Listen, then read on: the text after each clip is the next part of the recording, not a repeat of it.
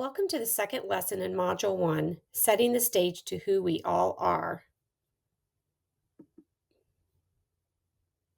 In this lesson, you will learn how person-centered approaches can support people with brain injury, understand why person-centered practices matter, identify at least one legislation or regulatory requirement for person-centered practices, and explore your own values and the impact those values have on changing the service delivery system toward one that supports all people to reach their life goals. Before we get started, let's review what you learned in Lesson 1. Which scenario is a person-centered approach?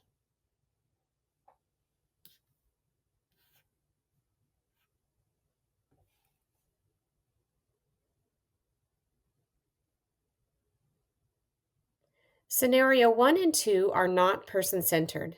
Telling Joe that his goals are unrealistic is not person-centered.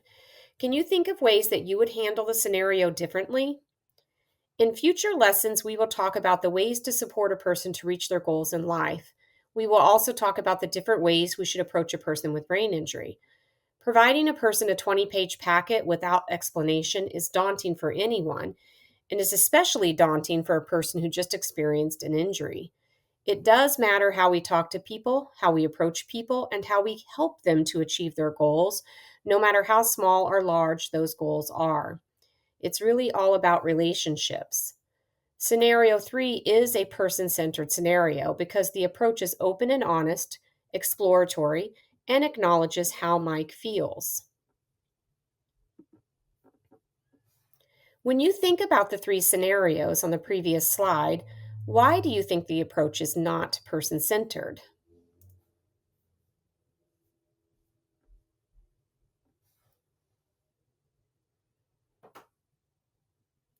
Well, in Joe's scenario on the previous slide, the provider used narrow assumptions about Joe's ability and lacked empathy for what's important to him.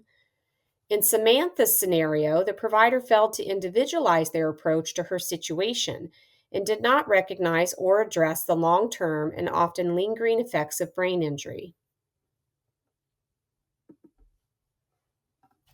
In Lesson 1, we learned about what person-centered thinking, planning, and practice means.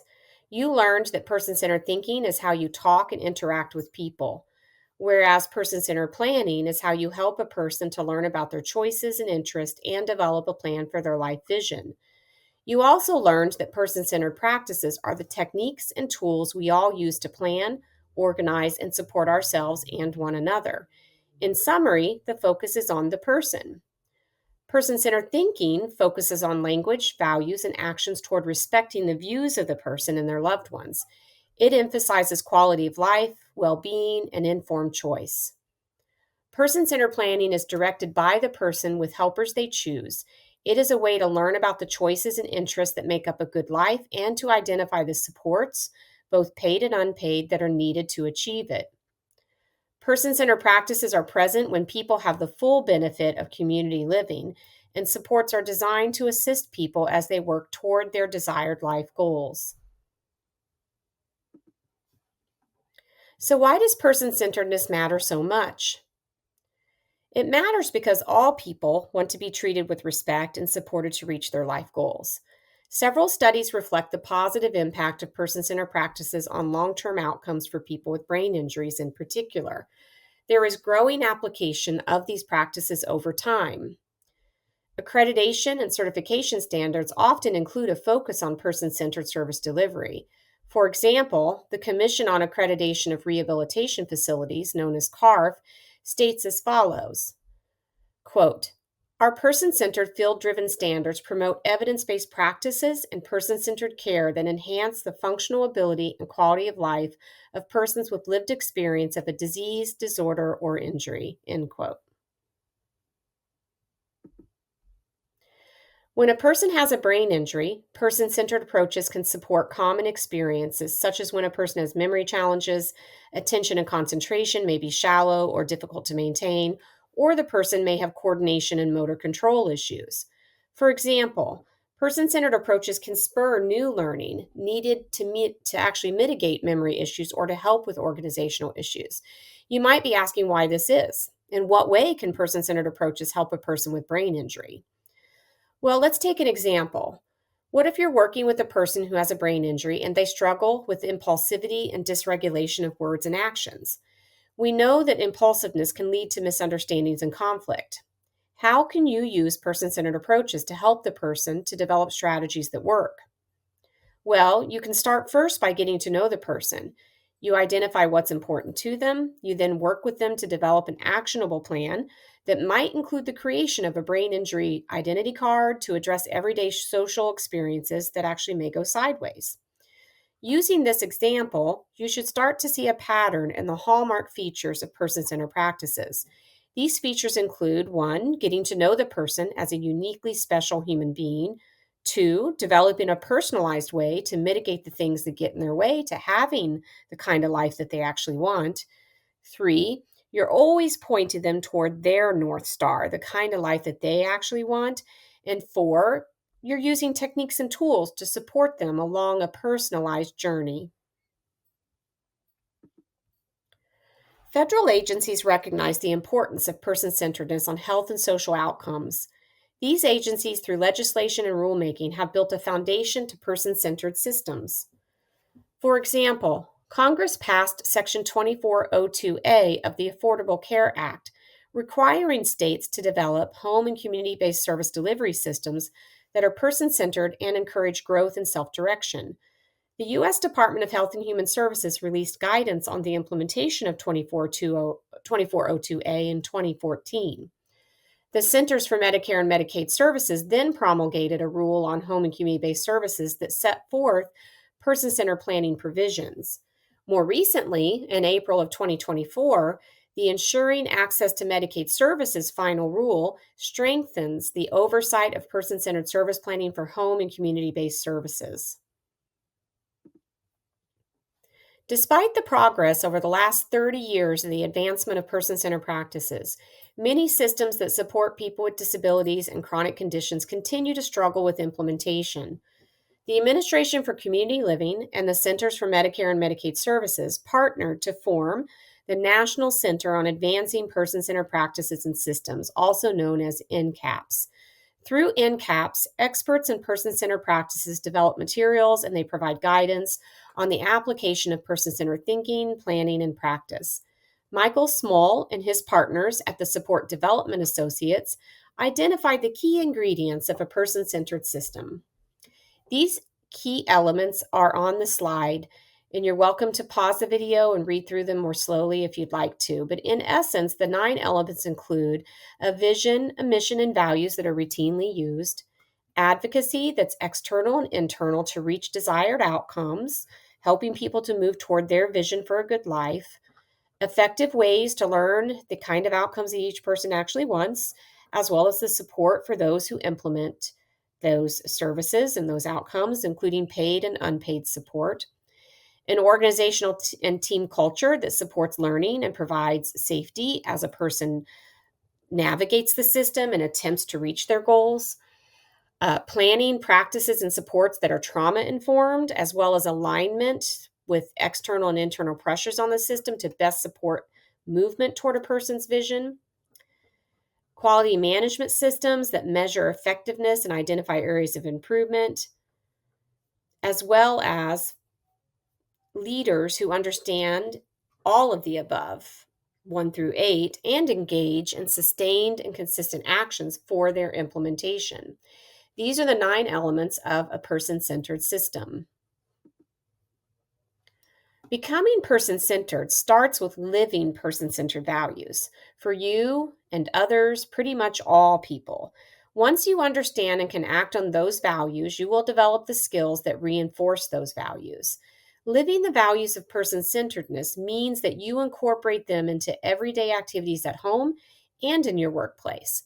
If we all live person centered values, the system that supports people with disabilities will become more person centered. It helps to start with self awareness. What do you believe? How have your beliefs prevented you from taking action? What do you actually want to accomplish in the future? What is actually important to you?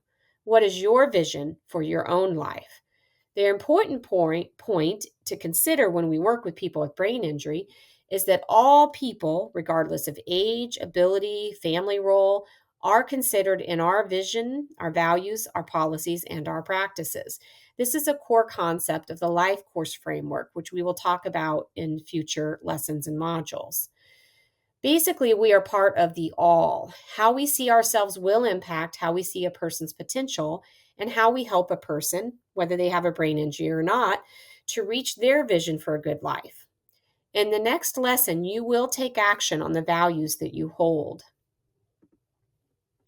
Before we before we do that, though, let's take a moment to acknowledge that people with brain injury differ from people with other disabilities and chronic conditions.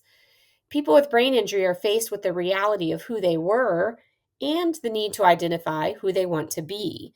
As you can see in the graphic on this slide, people with brain injury may be in any spot along their own unique journey. Maybe the person you are working with is in the pre contemplation stage, unaware of the need to have any future goals, or even resistant to have any. Or maybe they're in the contemplation stage, recognizing the need to have goals and thinking of acting on them. Or maybe the person is ready to act and has started to take small steps toward goals or already acting on goals that they've planned. Finally, you might be working with someone who's continued to build on their life goals. They're maintaining. When a person is in the early stages of change, you can help change the course or do things differently by supporting them to acknowledge who they were, but also helping them to take what's important to them from their past and applying it to who they want to be now and in the future. To help people with brain injury to find hope for the future, you can encourage them to connect with people who know what it's like to experience a brain injury.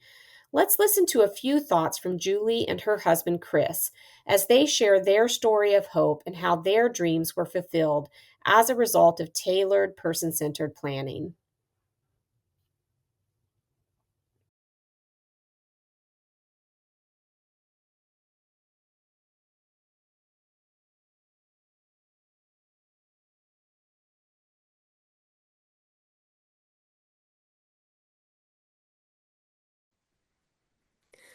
I had I had them on September 11th, 2020. Um, it was in the afternoon, and I was at home, but I was alone.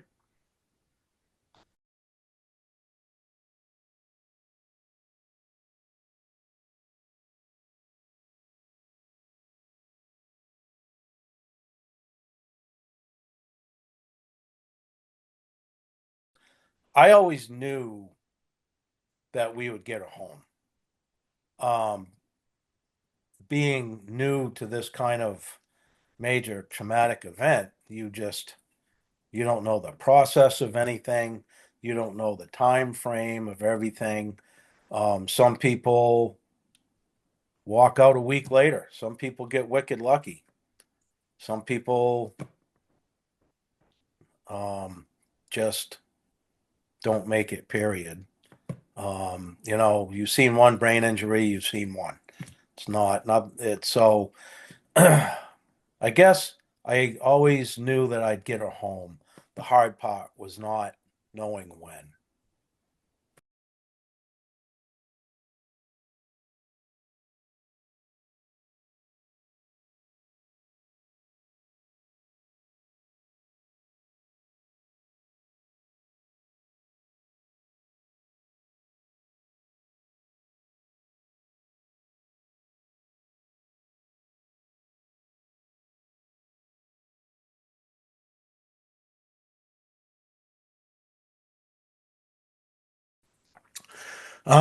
What it meant to me, or what it means to me and my wife coming home after being away for 51 months, is that we can be reunited together again to start our new life.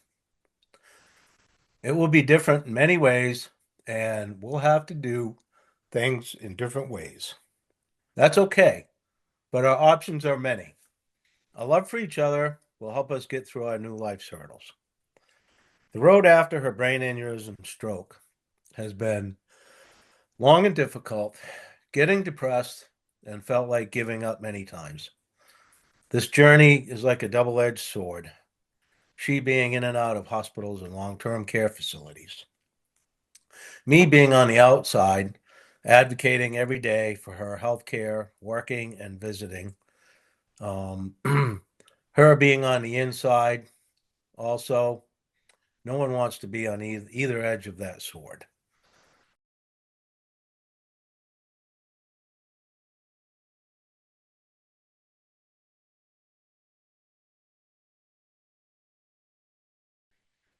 Cooking, gardening, entertaining, bird watching. And I'm looking forward to going to beaches in the summer. When you reflect on what you have learned and what you just heard from Julie and Chris, what is your biggest aha moment? What are some ways you can apply what you learned in your personal life, maybe in your workplace? Take a moment to share with your colleagues or someone you know and use your workbook to record your reflection. This slide reflects the different resources that were used to develop this lesson. Feel free to pause the slide, click on the links, explore them further, and just know that they were used to develop the lesson, and we appreciate very much your time in listening to Lesson 2 of Module 1. Thank you.